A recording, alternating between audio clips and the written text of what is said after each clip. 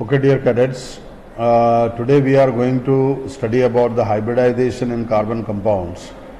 Actually, hybridization, why it is required in carbon compounds is to just explain the valency of carbon.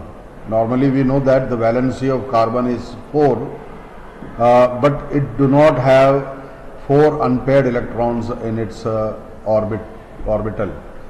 Therefore, the hybridization is required. Now, what the hybridization actually means is the intermixing of atomic orbitals to form new orbitals of equal energy. Now, why it is required to be equal energy? Because then only a proper orbital overlapping can be made. Now, this also hybridization also helps to explain the shapes of molecules and the bond length, whatever is related with the bonding parameters for any compound or any molecule, that can be explained in case of carbon with the help of hybridization. Now, the normal electronic configuration, we know that the atomic number of carbon is 6, and in its ground state the configuration is as shown: 1s2, 2s2, 2p2. It has only 2 unpaired electrons, but as I said already, it need 4 unpaired electrons to show its valency 4. Thus, 1 electron from the 2s orbital will jump into 2p orbital to form 4 unpaired electrons, and this results into the mixing of atomic orbitals called hybridization. Now, in the concept of hybridization, we see different compounds with the different types of hybridization, in which s, p and d orbitals are involved. And as I already said, the type of hybridization will decide the structure or the shape of the molecule, bond angle and the bond length in the molecule. Then mainly in case of carbon, since we are dealing with carbon here, we can see 3 different types of hybridization. That's sp3, sp2 and sp. Some examples are also given: methane, ethene, ethyne. And because of difference in the hybridization, they have difference in the geometry or the shape and the bond length also. Now, as far as sp3 hybridization is concerned, sp3, first of all, it means these orbitals are formed from 1 s orbitals and 3 p orbitals. They mix up and mixed up to form 4 new orbitals having same energy. And when they are arranged in the space, as shown in this diagram below, the structure is shown. It forms a tetrahedral shape with bond angle of 109.5 degree. And as this is a 3D structure where the overlapping of carbon, orbitals of carbon with hydrogen is very clearly shown. So after the formation of the bond, they form the molecular orbitals.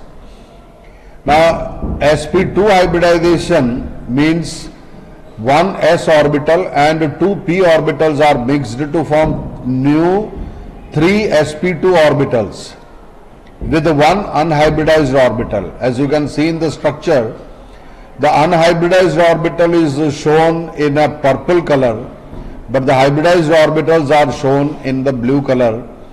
These hybridized orbitals form a trigonal geometry and with a bond angle of 120 degree. Ethene is the example, and the overlapping takes place between carbon and hydrogen, between the hybridized sp2 hybridized orbitals of carbon and the s orbital of hydrogen. Now, as far as sp hybridization is concerned, the example I have taken is ethyne. Here only 1 s orbital and 1 p orbital. Out of the total 3 p orbitals, only 1 is participating in the hybridization to form new 2 sp orbitals.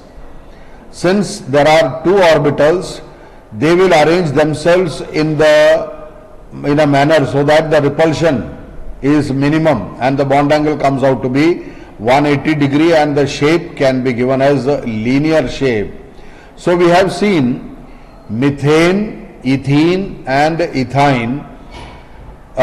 In case of ethene and ethyne, the unhybridized orbitals present will overlap in a sidewise manner, and that makes a pi bond. Remember always, the hybridized orbitals will always form a sigma bond. Sigma bond is always formed due to linear overlapping, and pi bond is formed due to sidewise overlapping. Now, when you compare these three hybridizations, we can see sp3 means bond angle is 109.5 degree, tetrahedral. Example is methane, sp2 trigonal planar, 120 degree, C2H4, ethene is the example, and sp hybridization, it's linear, 180 degree bond angle with an example of ethyne. Now, bond strength, that depends upon the percentage of S, or we can say S character. When we say sp3, there is only one S and 3 p orbitals, means 25% is the percentage of S. Whereas in sp2 it is 33%, and whereas in sp it is 50% S character. The bond energy will always increase with the S character. Therefore, the bond between carbon and carbon in ethyne, where it is sp hybridization, where the S character is 50%, will have the maximum bond energy, and bond length will be minimum there.